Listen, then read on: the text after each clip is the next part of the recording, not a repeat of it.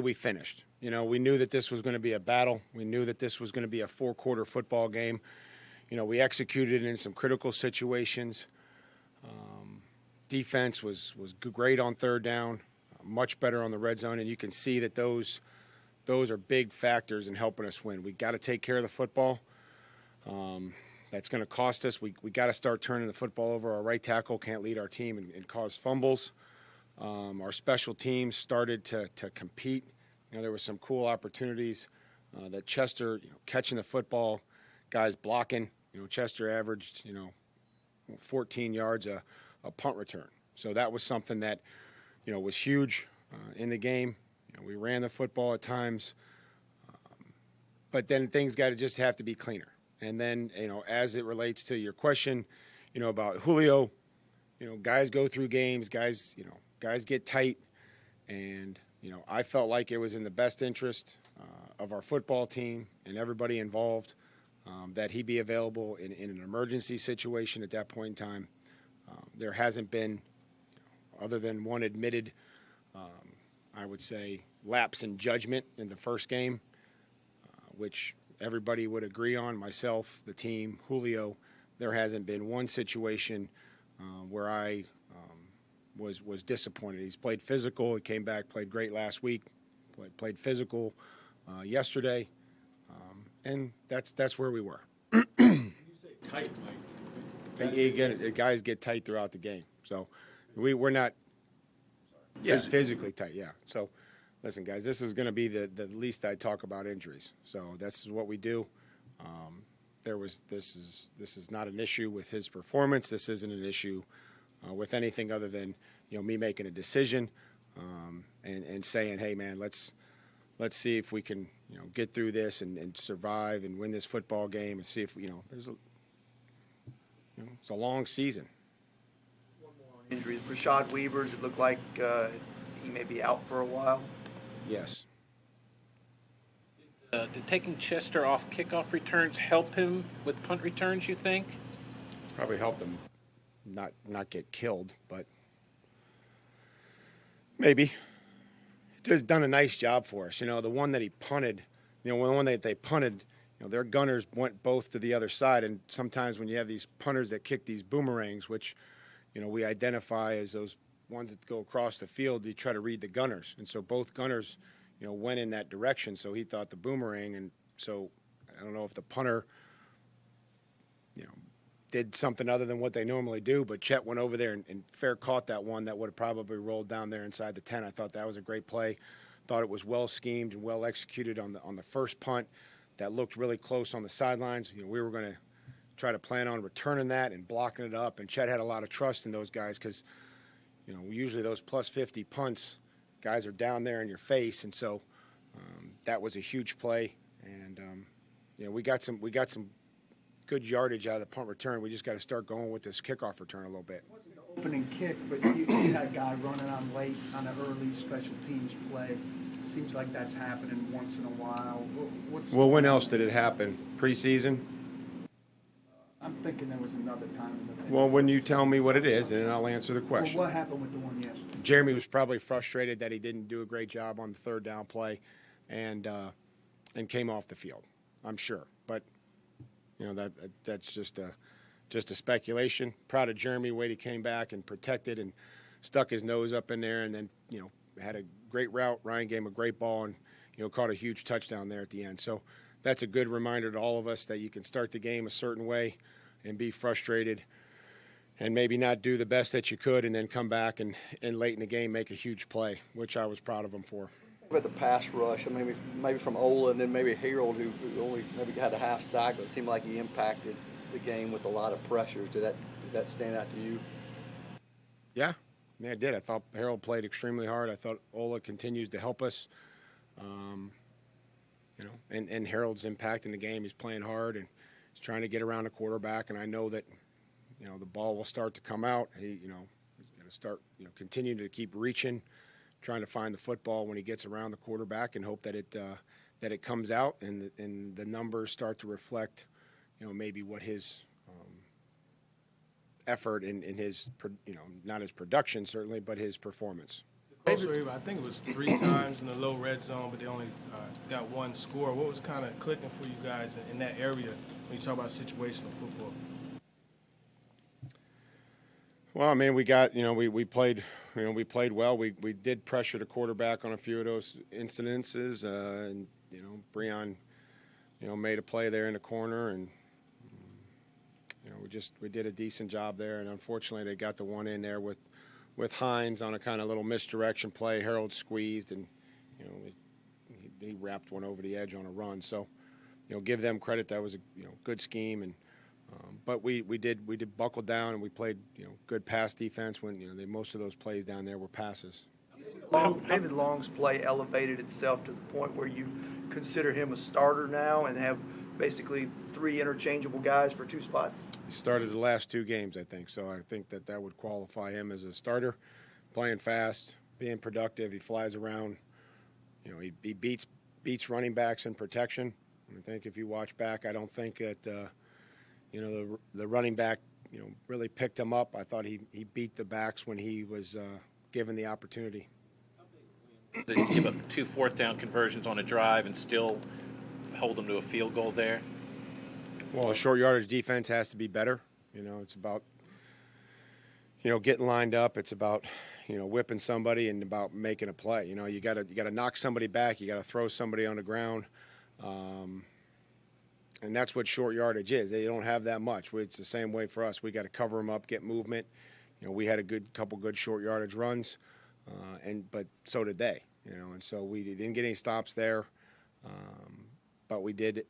Again, if you look back, and again, we don't want to talk about last year, but the 3rd down in the red zone were huge things for us. And yesterday, proved pivotal because again, it ended drives, less opportunities for Hines and Pittmans and Taylor and Pascal and obviously everybody else. Right? So then when we get down there to the red zone, we're able to force them to kick field goals. You guys won the game last week. Come from behind fashion. You talked about how that can help the team sort of grow together and win tight games moving forward. Is yesterday kind of the same? It wasn't your best effort, but you find a way to win. Is that important to have that, both from a teaching standpoint and from a growth standpoint? Well, I think there's some, just obviously some resiliency about just being a winner and understanding how to win and playing complementary and when you need a long drive and when you're in 4-minute. I think that the play that goes unnoticed was the play that Ryan had. Cam Batson's out in front, sees that he's going to scramble or going to turn it up. Cam turns and blocks his guy and really allows Ryan to not get hit and then also, get to the 1st down marker and stay in bounds. So I thought that was a huge play. There was some good understanding there of situational football. You were picking actives and inactives yesterday. Was Josh Reynolds unavailable or was he a healthy scratch? He was inactive. You see some parallels between your playing career and Ola now. He says he's firmly committed to special teams, but the only thing that's changed for him defensively is opportunity. Yeah, I mean, that's what happens, man. I said, get this guy some more snaps. He only goes in there 3 plays and gets a pressure and a sack on 2 of them. So keep playing him. And, unfortunately, I think we had a penalty on another one of his sacks. So he plays hard. He's physical, and he's done a nice job for us just thus far. First interception by Ryan. I know it didn't sound like you're obviously too pleased about it yesterday. I wonder if you got a chance to look at it. Still not as pleased with it. Did you get a chance to look at it again on tape? And I'd seen it once. I didn't need to watch it twice. Were there, like Ryan mentioned, there was like kind of a miscommunication? There you go. Okay. The guy throwing the ball says it was miscommunication. Guess who am I to tell you any differently?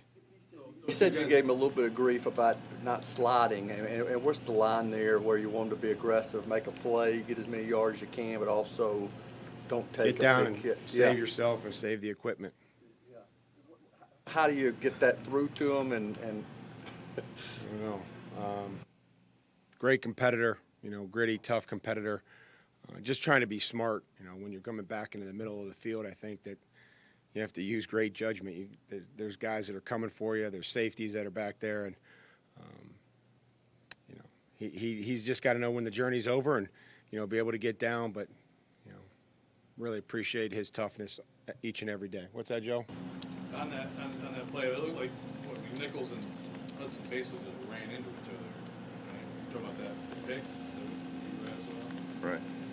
So is that, obviously the timing's thrown up, is that just eat the ball at that point with Ryan? Just use great judgment.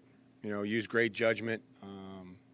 With the football, everybody's trying to make a play.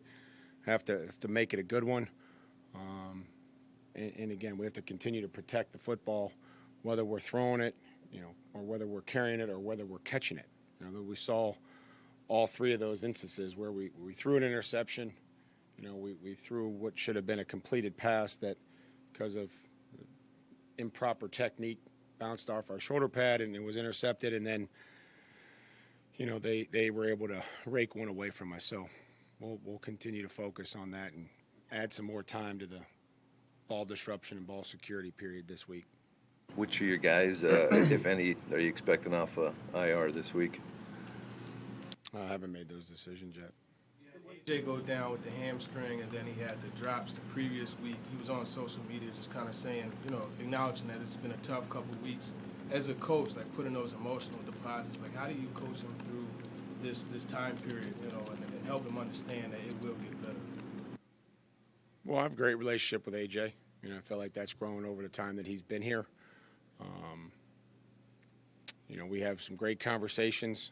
We've put a lot of trust in each other as far as, those things that are discussed in those conversations. So we'll obviously keep those between AJ and I, but, I'm confident that, he'll do his best to get back out there and be the player and the person that, that we've come to expect. And, we all go through things throughout the course of a season. It's a long season, and we all deal with a lot.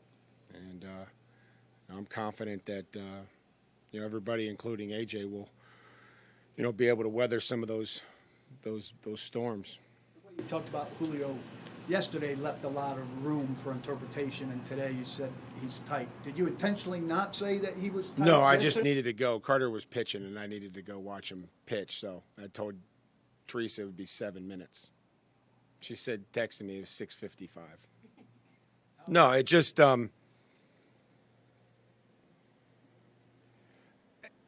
we always go down this road with injuries, and again, I can't be more adamant that Julio's performance and what we've asked him to do hasn't been perfect. My coaching hasn't been perfect. Everybody else hasn't been perfect, but he's done what we've asked him to do, and he's played with great effort. So, if I wasn't as clear as maybe I should have been, or we would have liked me to be, I'm just trying to tell you that, it wasn't a performance-related thing, and that we'll continue to make sure that we get guys ready for the game and make sure that their health and safety is paramount. And, we'll see who's available this week. We'll see how everybody else feels. We got a long injury report on Monday, and we practice on Wednesday. What do you say about the offense in general, and maybe Ryan specifically, that you were still able to get the job done given the injuries, some of the personnel that was in and out? Well, I think it's just a great reminder for everybody that's going to practice throughout the week that if they know what to do and they're willing to go play fast and aggressive, they have an opportunity to affect the game, hopefully positively, and get some opportunities to do whatever, whether that's at the offensive line level, whether that's Ola at the outside linebacker level, the receivers that went in there, Torrey Carter, who was playing special teams, playing his first game, whoever that may be,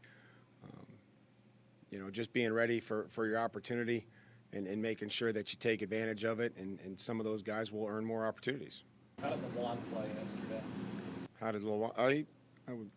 He was okay. There were some good things and, some plays that he'd like to have back, I'm sure.